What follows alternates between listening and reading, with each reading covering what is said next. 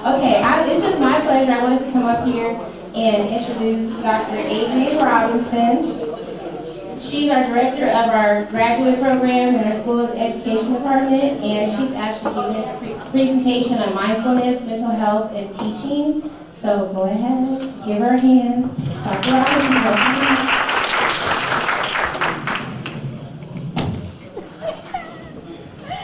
Thank you, Marika, and your time is right, so I can stay on task. Good morning. Good morning. Marika kind of woke you up for me, and I appreciate that. I don't like standing still. I didn't know I was going to be on the stage and everything like that. But how are we feeling? Like by this picture we got up here. How are we feeling?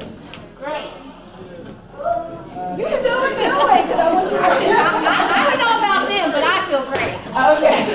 Well, that's all we need. That doggone Marika. Okay, so if we're not feeling so great, because I'm a counselor and an educator by choice, let's take some deep breaths before we begin. Because it's going to be a good full day. But let's just in through the nose, out through the mouth. In through the nose. Does that help? Does that help? Good. It's supposed to. We need to take more deep breaths throughout the day. So what really is mindfulness?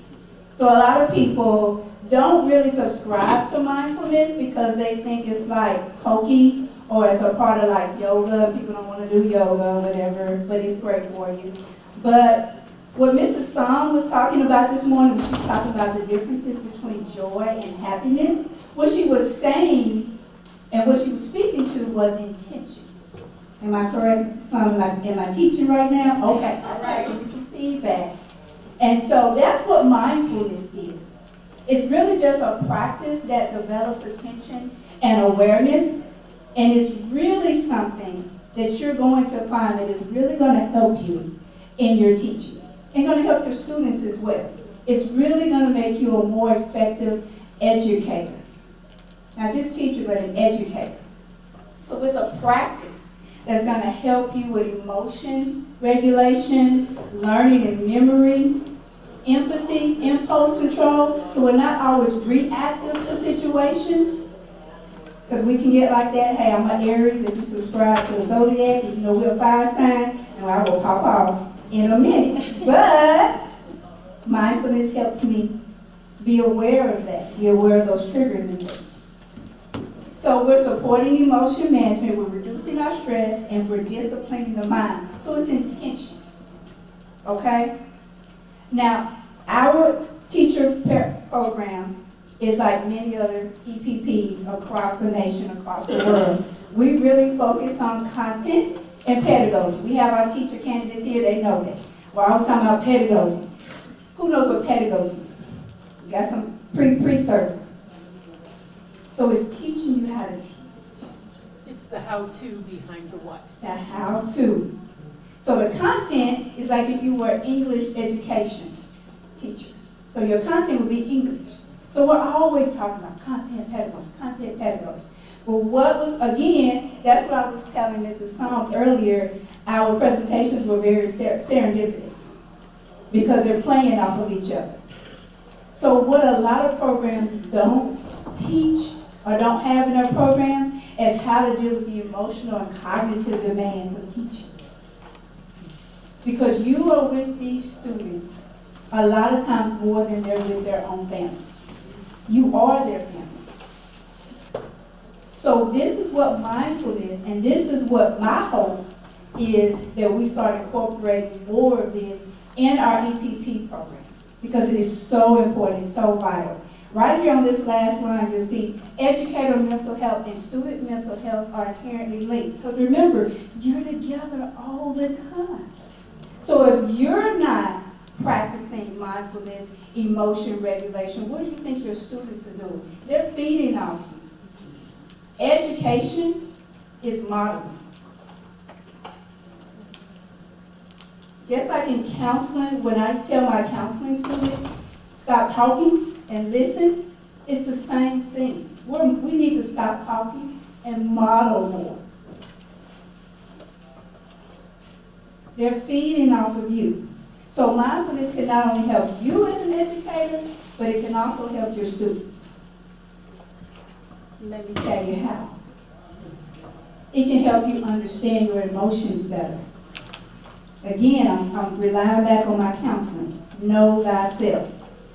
So if you know the things that are kind of going to trigger you or going to elicit some type of response, then you can better regulate that. Again, we're doing intention. We're disciplining our mind. Again, a lot of times as educators and as pre-service teachers and pre-service teachers, what I'm talking to it here, we have lesson plans, we have all these standards we got to go by, so we have in mind how things ought to be. But that's not always the reality, right? And we get mixed up with that, and that's where that stress comes from. Because no, we're supposed to be going by this lesson plan, at 9:15 we're supposed to be doing this, and then we take 10 minutes, we're supposed to be doing that. That's not the reality in the classroom. And then you start to get worked up, you start to get stressed, and guess what? Your students start to get stressed. Then you've lost the whole day. You've lost them for the rest of the day. But if you can practice mindfulness and just be in how things actually are. Again, going back, Ms. Song really helped me out with my presentation because I can always relate things back to her.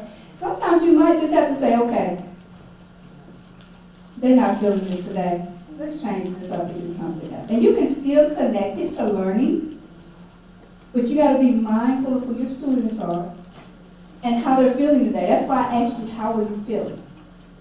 Where are we at today? So I can kind of know how I need to go. We communicate more effectively. We're self-monitoring. I'm observing you. I'm looking at all this coffee y'all are drinking. By 2 o'clock, you're going to be going down, because I know how that caffeine works. And it helps us manage the students that we think, what did I say, we think are difficult. Sometimes we think the students are difficult, but they're misbehaving because the environment is inappropriate for their developmental stage. Does anybody watch Abbott Elementary? Come on, thank you. So, did you watch the egg drop episode? So, let me give you a little context.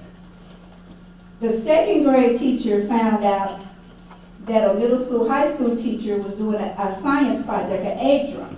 So she wanted to do the egg drop for her second grade students. The teacher said, no, it's not appropriate. They're not ready for it. But no, I want my students to do it. It'd be so much fun. So she did the egg drop. The students got connected to the egg. One of the students even named the egg. When she went up there on that ladder and dropped in the eggs, those students lost their minds. They thought she killed their friend. They're in the second grade. The developmental stage wasn't there, what he was trying to tell them. But another second grade teacher did it, but her eggs didn't crack or anything. And she was like, what happened? What did you do? She said, well, I knew that even though my students wanted to do this, they were going to be upset when the egg dropped and they cracked. So she hard-boiled her eggs and did a cushion around them. So when she dropped them from the ladder, they didn't break. She was mindful of who her students are and how they will respond to this type of project. Mindfulness puts us in a non-judgmental awareness. So we're not looking at who we want our students to be. We're looking at who they are right now and where we want them to go. Mindfulness can help with trauma response. Our students are dealing with a lot of trauma. Okay? The active attacks, all the drills they have to go through, maybe home, family life. We don't know. So if we're paying attention, we're observing our students and responses, we're noticing you might not notice a tightness of the chest, but you may notice maybe if they have a jerk reaction if you touch them, or maybe if they start to have almost like a panic or anxiety attack. If you're mindful of that, then you can stay present with the situation and figure out how you're going to deal with it in that moment. Mr. Reed, going to work your cookery. And then your negative emotional stress, because you're dealing with trauma too.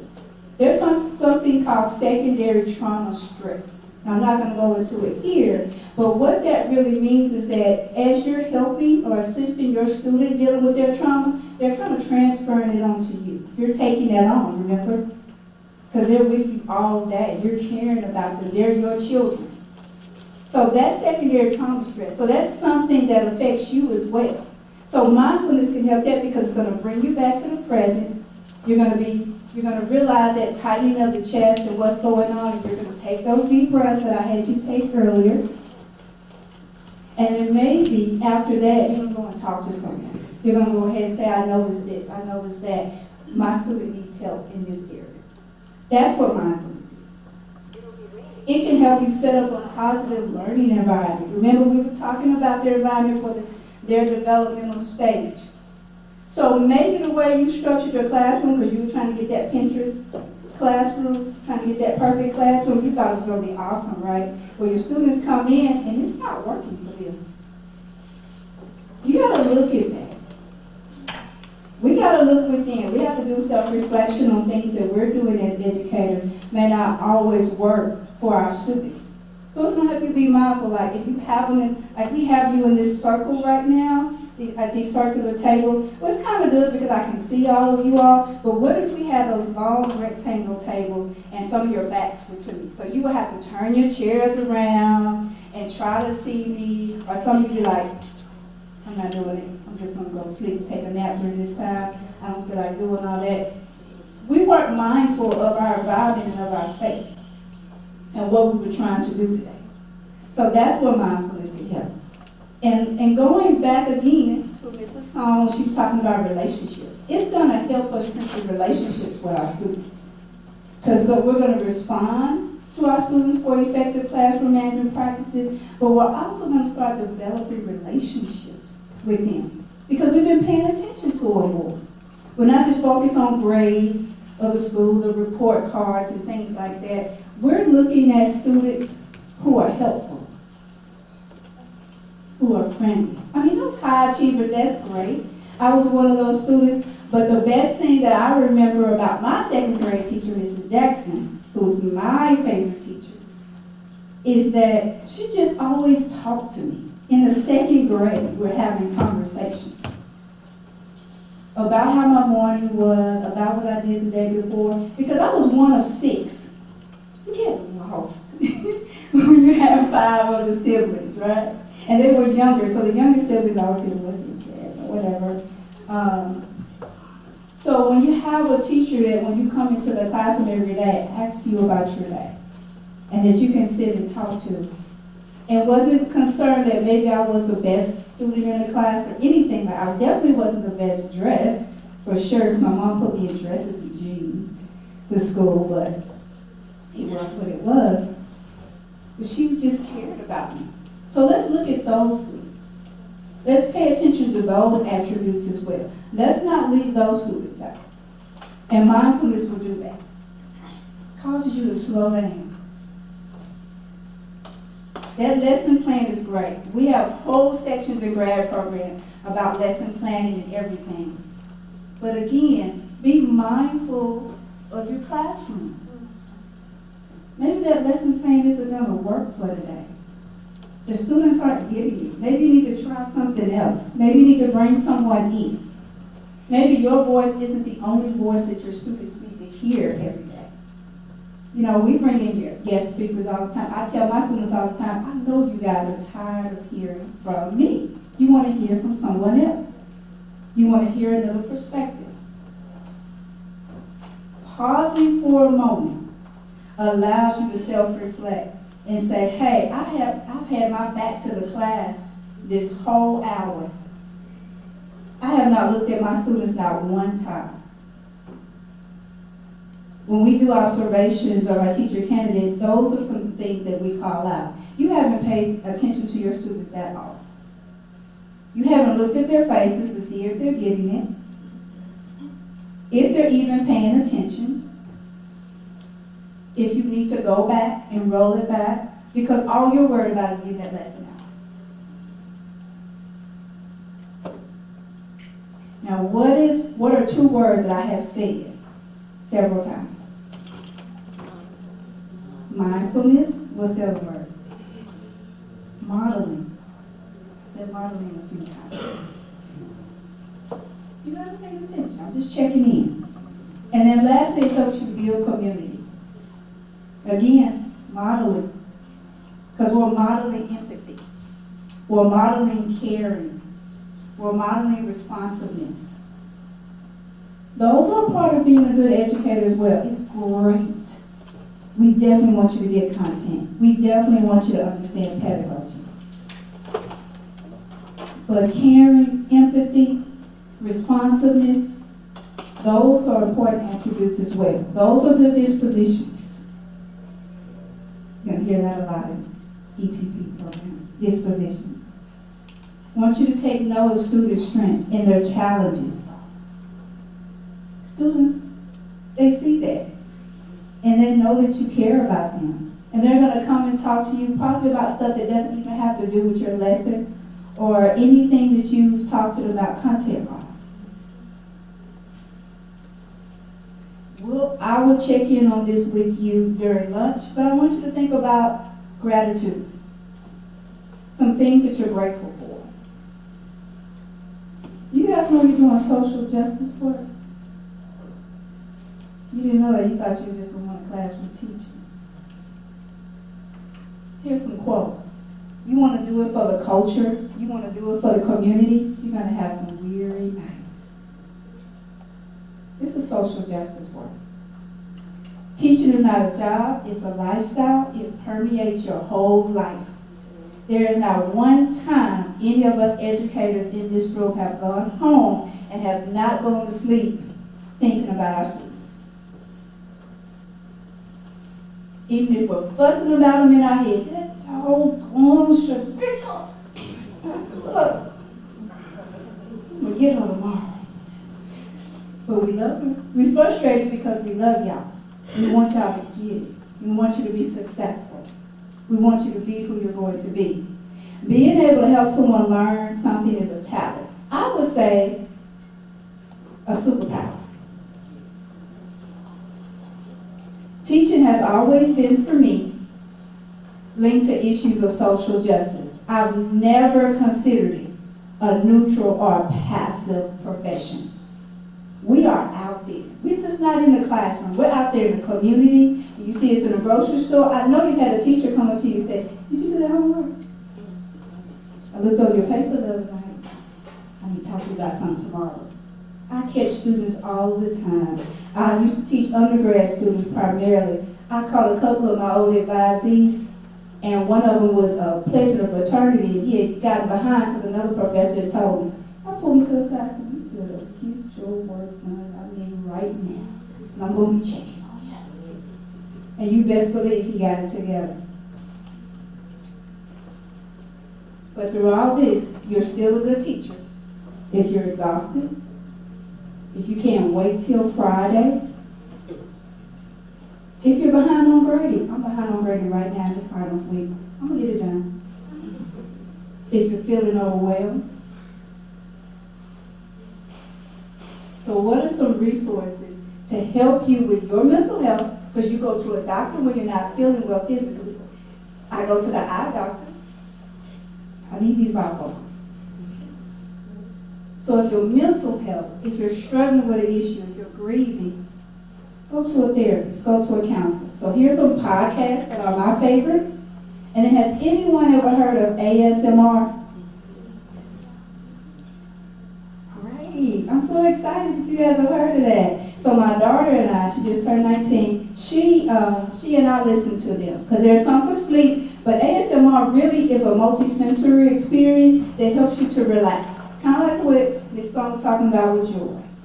So maybe someone brushing their hair is relaxing.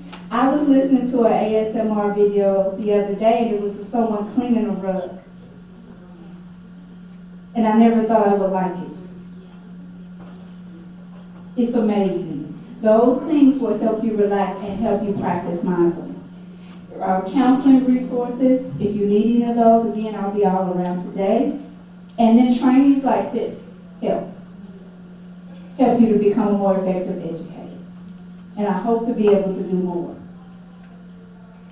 And I would be remiss as a counselor if I didn't tell you or let you see a visual of talking to a friend versus talking to someone who's in therapy. You see those circles there? There are some benefits of both. But therapy can provide you with a non-biased opinion and confidentiality. Because we know our friends. I got that one friend I know I can't tell some things to because everybody go on that. And I love her, but everybody go on business. My God. But if I go to a therapist, we are it's ethically demanded by us to keep things private. And we don't know you. We don't know you personally, so we can give you that non-judgmental space. And let me give you some teaching quotes to end here. Teaching is closer to modeling than to talking. Teaching is close to modeling than talking. This is one of my favorite authors, Chris Emden. And if you haven't gotten these books, get them. They are so good. If you don't love yourself, you can't love anyone else. And love is the engine that drives good teaching. And he just counseled right there. And lastly, for the counselor, this is for the special shout out to the special educators in the room, a blank page does not mean an empty mind. So just because, come on, give me them, I want them sales.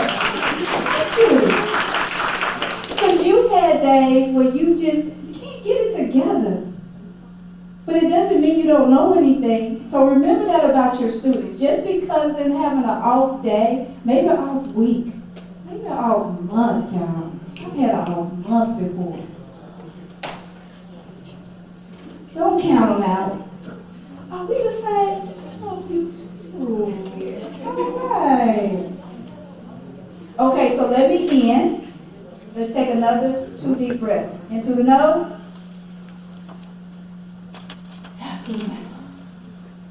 And through the nose.